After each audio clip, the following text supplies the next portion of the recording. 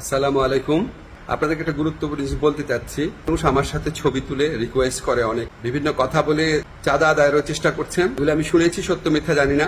এবার বিভিন্ন জায়গায় চাঁদাবাজির প্রশ্নে নাম উঠে এসেছে উপদেষ্টা আসিফ নজরুলের।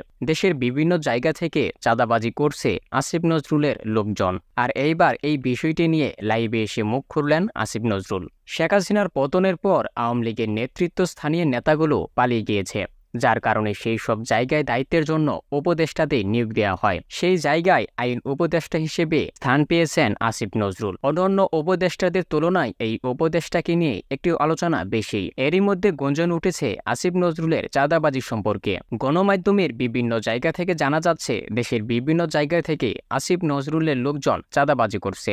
আর এইবার এই চাঁদাবাজির বিষয়টি নিয়ে লাইভে এসে মুখ খুললেন উপদেষ্টা আসিফ নজরুল। তিনি বলেন, তার নাম বলে যেসব চাঁদাবাজি শুরু করছে তাদেরকে আমি চিনি না। চাঁদাবাজিরা চাঁদাবাজি করার সময় একটি বিশেষ কৌশল অবলম্বন করেছে। তারা যে কোনো সময় উপদেষ্টা আসিফ নজরুলের সাথে ছবি উঠে এবং সেই সব ছবি দেখিয়েই চাঁদাবাজি করছে। লাইভে এসে আসিফ নজরুল বলেন, অনেকেই তো ছবি তোলে, আমি তো আর না করতে পারি না, কিন্তু আমি এই চাঁদাবাজির সাথে জড়িত নেই।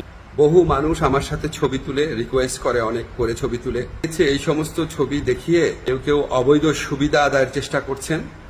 আমি এটা তীব্র প্রতিবাদ করছি। যারা এইসব চাঁদাবাজি করছে তাদের উপর তীব্র নিন্দা প্রতিবাদ জানাচ্ছে এবং সাধারণ জনগণকে বলছে, যারা এইসব চাঁদাবাজি করছে তাদেরকে আইনের আওতায় এনে দিবেন। কেউ যদি কোন রকম চাঁদা আদায়ের বা অবৈধ সুবিধা আদায়ের চেষ্টা করে, আপনারা তাদেরকে পুলিশে ধরিয়ে দিবেন, মামলা করবেন।